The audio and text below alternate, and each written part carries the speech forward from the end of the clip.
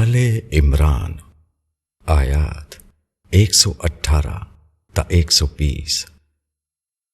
اے ایمان والوں، اپنے غیر کو اپنا رازدار نہ بناؤ، وہ تمہیں نقصان پہنچانے میں کوئی کمی نہیں کرتے۔ ان کو خوشی ہوتی ہے تم جس قدر تکلیف پاؤ، ان کی عداوت ان کی زبان سے نکل پڑتی ہے، اور جو ان کے دلوں میں ہے وہ اس سے بھی زیادہ سخت ہے۔ ہم نے تمہارے لیے نشانیاں کھول کر ظاہر کرتی ہیں، اگر تم عقل رکھتے ہو۔ تم ان سے محبت رکھتے ہو، مگر وہ تم سے محبت نہیں رکھتے، حالانکہ تم سب آسمانی کتابوں کو مانتے ہو۔ اور جب وہ تم سے ملتے ہیں تو کہتے ہیں کہ ہم ایمان لائے، اور جب وہ آپس میں ملتے ہیں تو تم پر غصے سے انگلیاں کاٹتے ہیں۔ کہو تم اپنے غصے میں مر جاؤ، بے شک اللہ دلوں کی بات کو جانتا ہے۔ اگر تم کو کوئی اچھی حالت پیش آتی ہے تو ان کو رنج ہوتا ہے، اور اگر تم پر کوئی مصیبت آتی ہے تو وہ اس سے خوش ہوتے ہیں۔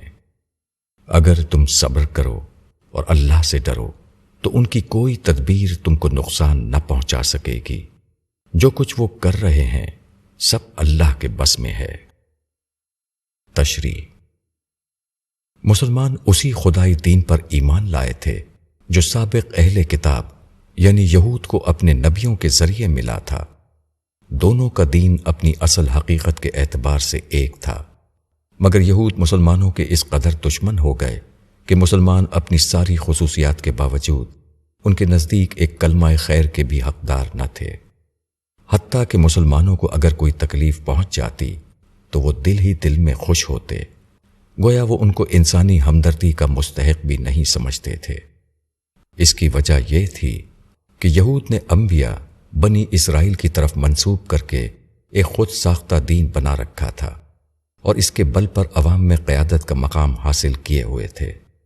خدا کے دین میں ساری توجہ خدا کی طرف رہتی ہے، جبکہ خود ساختہ دین میں لوگوں کی توجہ ان افراد کی طرف لگ جاتی ہے جو اس خود ساختہ دین کے خالق اور شارع ہوں۔ ایسے لوگ سچے دین کی دعوت کو کبھی گوارا نہیں کرتے، کیونکہ ان کو نظر آتا ہے کہ وہ ان کو ان کے مقام عظمت سے ہٹا رہی ہے۔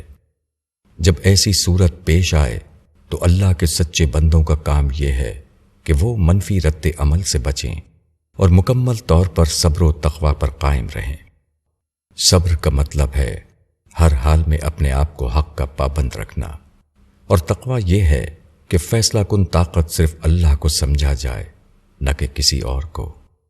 مسلمان اگر اس قسم کے مثبت رویے کا ثبوت دیں تو کسی کی دشمنی ان کو ذرا بھی نقصان نہ پہنچائے گی، خواہ وہ مقدار میں کتنے ہی زیادہ ہو۔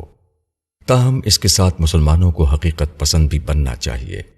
ان کو اپنے دوست اور دشمن کے درمیان تمیز کرنا چاہیے، تاکہ کوئی ان کی صاف دلی کا ناجائز فائدہ نہ اٹھا سکے۔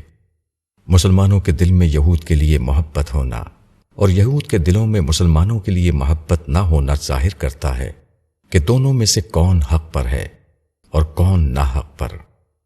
اللہ سراپا رحم اور عدل ہے، وہ تمام انسانوں کا خالق و مالک ہے۔